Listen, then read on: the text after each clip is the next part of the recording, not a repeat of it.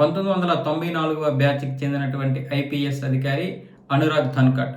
ఈయన ఈరోజు త్రిపురలోని అగర్తలా రాజధానిలో ఉన్నటువంటి తన సొంత కార్యాలయంలోనే తన సర్వీస్ రివాల్వర్తో కాల్చుకొని చనిపోవడం జరిగింది. బాత్రూంలో ఆయన అపస్మారక స్థితిలో పడి ఉండడం చూసినటువంటి తోటి సిబ్బంది వెంటనే ఆసుపత్రికి తీసుకెళ్తే అప్పటికే ఆయన మృతి చెందాడంట. ఇక్కడ కొన్ని అనుమానాలకు కూడా తావిస్తుంది. ఆయన ఎందుకు చనిపోయాడన్న ఇక్కడ కొన్ని అనుమానాలకైతే తావిస్తుంది. ఆయన చనిపోయాడా లేకపోతే ఎవరైనా కాల్చేశారా? కాల్చడం అయితే లేదు, ఖచ్చితంగా అటువైపు ఎవరు వెళ్ళలేదు, సీసీ కెమెరా ఫుటేజ్లో ఏమీ తేలలేదు. కాబట్టి ప్రాథమిక దర్యాప్తులో దీన్ని ఆత్మహత్యగా చూస్తున్నారు. పైగా ఆ బుల్లెట్ కూడా ఆయన సర్వీస్ రివాల్వర్కి చెందినటువంటిదిగా తేలింది కాబట్టి ఇది ఆత్మహత్య అంటున్నారు.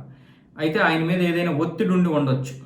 ఒత్తిడి కానీ, కుటుంబ కలహాలు కానీ, లేక మ్యాక్సిమం ఐపీఎస్ అధికారులు, ఐఏఎస్లు ఇలా ఏదైనా చేసుకుంటే ఖచ్చితంగా ఒత్తిడి ఉంటుంది.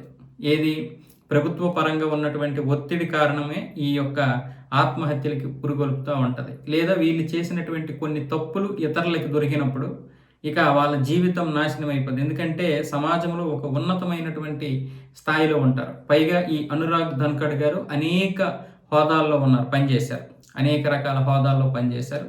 కాబట్టి బహుశా ఆ విధంగానైనా సరే పోలీసులు అయితే ఎంక్వైరీ చేస్తున్నారు. ఆయన ఫోన్ని, మిగతా కుటుంబ సభ్యుల ఫోన్లు అన్నింటినీ కూడా స్వాధీనం చేసుకొని ప్రస్తుతానికైతే విచారిస్తున్నారు.